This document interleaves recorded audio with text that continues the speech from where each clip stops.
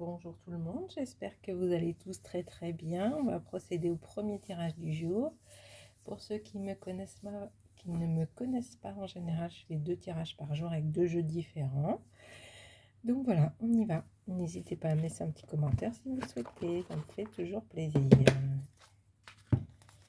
Voici donc le livret avec l'intérieur, les cartes. Hop là. C'est un tirage que je fais pour vous et pas pour moi. Il vous faut vous poser une question, choisir l'une des 3 cartes. Et j'espère que ça répondra à votre question.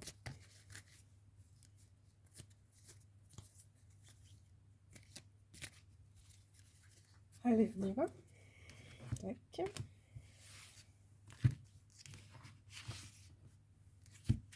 Hop là.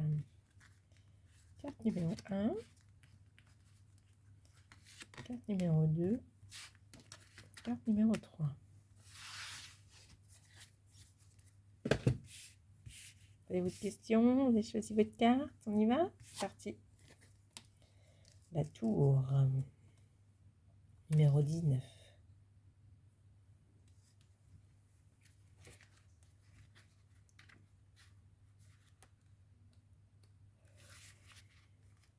C'est une carte qui n'est pas toujours très facile à comprendre. Elle peut très bien se révéler extrêmement positive comme négative.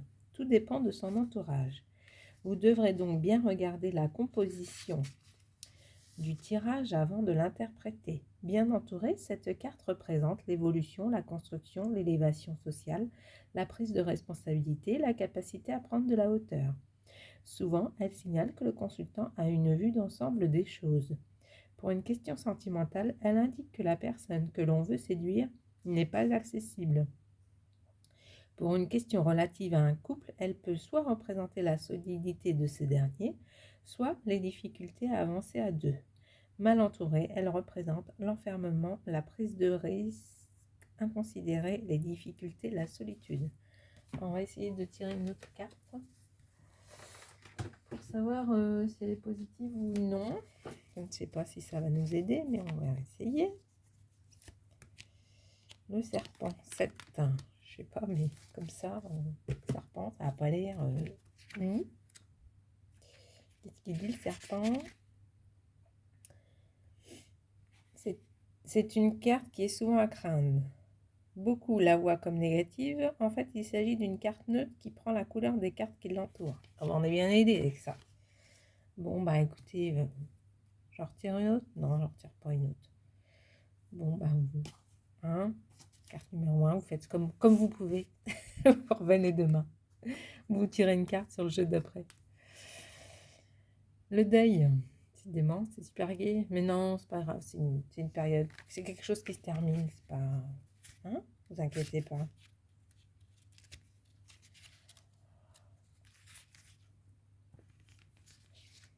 Au même titre que l'arcane sans nom dans le tarot de Marseille ou l'infortune de Béline, cette carte fait toujours peur. Cependant, il ne faut pas la prendre au premier degré. Le plus souvent, elle annonce la fin d'une situation, d'une façon de travailler, d'une relation ou d'une activité. Lorsqu'elle apparaît dans un jeu, elle annonce que le consultant est à la fin d'un bail ou d'un cycle. Peut-être devra-t-il faire son deuil d'une situation. Par extension, elle peut être le symbole de souffrance, de problèmes émotionnels, de tristesse, d'une période de transition compliquée. Elle demande souvent d'accepter qu'une chose ou qu'une relation se termine. Carte numéro 3, le petit renard, 14.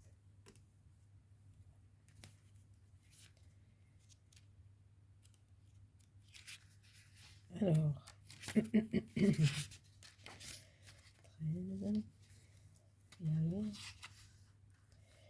C'est une carte neutre qui prend la couleur de celle qui l'entoure. De manière générale, elle représente l'intelligence, la vivacité d'esprit, la joie de vivre, l'indépendance et surtout le travail. Pour une question professionnelle, elle indique que le consultant va devoir agir avec prudence et intelligence. Il va devoir examiner sa situation ou une problématique avec objectivité et réalisme. C'est la carte de l'adaptabilité. Sur le plan sentimental, elle représente la complicité, la réciprocité des sentiments. La lame du renard est la carte par excellence de la famille. Dans un contexte négatif, elle représente la fausseté, la duperie, l'escroquerie, le vol ou encore la mauvaise réputation. Voilà pour ce premier tirage.